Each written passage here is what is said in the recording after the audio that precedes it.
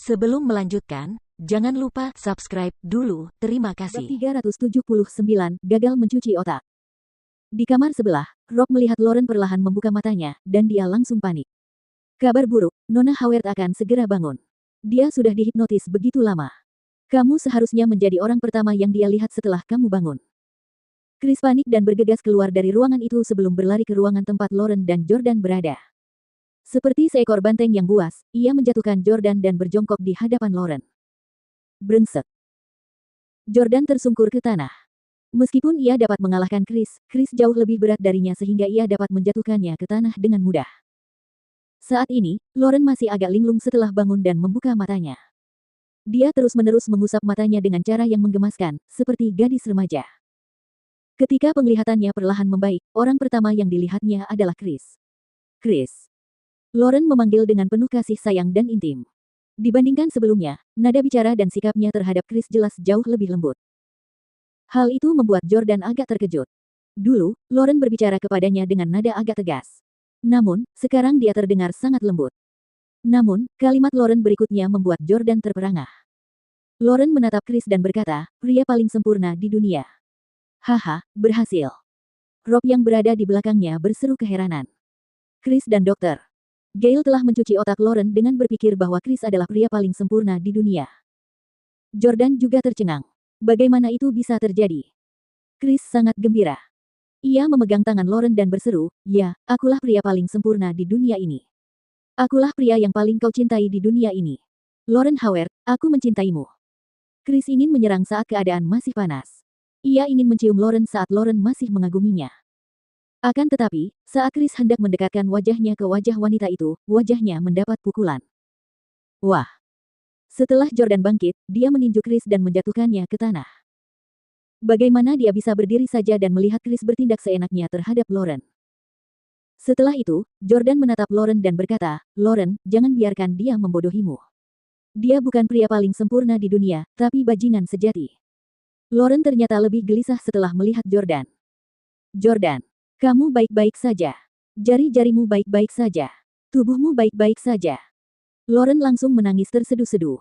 Tatapannya pada Jordan bagaikan tatapan orang mati yang hidup kembali. Lauren memegang tangan Jordan dan memeriksa jari-jarinya satu persatu. Ketika melihat semuanya utuh, dia tersenyum, tetapi air matanya jatuh di jari-jari Jordan, satu persatu. Lauren, aku baik-baik saja, jangan khawatir. Kata Jordan menenangkan. Dalam keadaan gelisah, Lauren melompat ke pelukan Jordan untuk menciumnya. Bahkan Chris pun tercengang dengan kejadian itu. Ia bertanya dengan keras, kenapa ini terjadi? Bukankah kita sudah mencuci otaknya? Kenapa dia masih sangat menyukai Jordan? Baik Chris maupun Jordan tahu Lauren masih tenggelam dalam dunia ilusi. Kalau tidak, dia tidak akan memulai ciuman mengingat betapa terkendalinya dia. Matt menggelengkan kepalanya dan berkata, sudah kubilang sejak lama. Citra Jordan sudah lama terukir dalam hati Nona Howard dan tak seorang pun bisa membuatnya goyah. Sekarang dia hanya mengagumimu, tapi dia benar-benar mencintai Jordan. Jalang. Chris merasa jengkel. Sebagai tunangan Lauren, bagaimana mungkin dia bisa melihat istrinya memeluk pria lain? Chris dengan patuh mengambil asbak di atas meja dan bersiap untuk menghancurkannya di kepala Jordan dari belakang. Pada saat itu, Matt melangkah maju dan berseru, Tuan Heng, Anda tidak boleh bertindak impulsif. Biarkan saya mencoba membangunkan Nona Lauren. Matt mengambil botol panjang yang seperti botol semprot sebelum menyemprotkannya ke wajah Lauren beberapa kali. Tak lama kemudian, Lauren melepaskan Jordan dan tiba-tiba tersadar. Begitu tersadar, ia menatap Jordan lagi dengan rasa malu yang tergambar di wajahnya. Aku minta maaf atas apa yang aku lakukan tadi. Jordan menatap Lauren dengan lembut dan berkata, tidak apa-apa, baguslah kamu sudah bangun. Setelah itu, Jordan menatap Matt dan Chris dengan jengkel sebelum bertanya, apa yang sebenarnya kalian lakukan pada Lauren dalam 3 hari terakhir? Lauren juga terkejut. Apa? Aku sudah di sini selama 3 hari. Matt berlutut di depan Lauren dan mulai menangis dengan ekspresi bersalah di wajahnya. Maafkan aku, Nona Howard, aku berbohong padamu. Selama 3 hari terakhir, aku telah memanipulasi kesadaranmu dan mencoba mengganti Jordan dengan Chris sebagai kekasih yang sempurna di hatimu.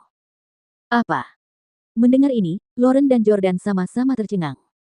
Matt menangis dan berkata, saya tidak punya pilihan lain. Chris mengancam saya dengan masa depan orang tua saya. Jika saya menolak, kehidupan orang tua saya akan hancur. Jordan tahu bahwa Matt selalu bersikap baik kepada Lauren, dan sebelumnya dia bahkan pernah memukul Jordan karena telah menyakiti Lauren. Itu semua karena Chris.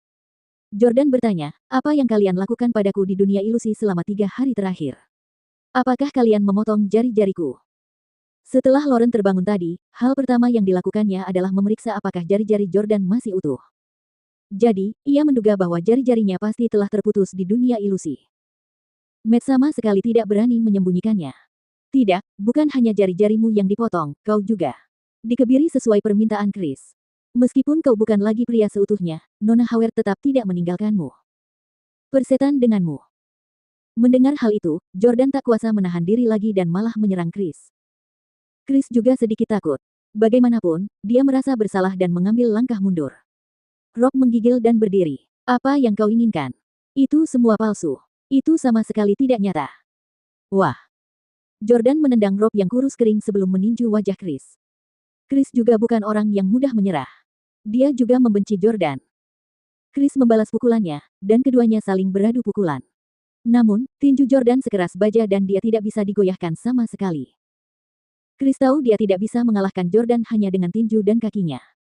Oleh karena itu, dia mencoba menggunakan kelebihan ukuran tubuhnya untuk memukul Jordan.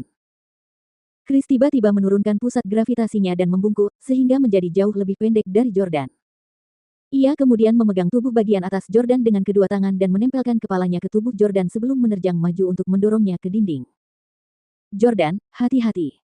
Lauren mengingatkan saat dia menyadari Jordan dalam bahaya. Berat badan Jordan sedikit lebih ringan. Selain itu, dia lengah, jadi dia mundur dengan cepat dan hampir menabrak tembok dengan kekuatan besar. Akan tetapi, pada saat itu, bagian belakang kaki Jordan terlebih dahulu menyentuh tembok, setelah itu ia melontarkan dirinya dari tembok dan melesat ke atas, menghantam Chris ke tanah dengan lengannya, melumpuhkannya sepenuhnya.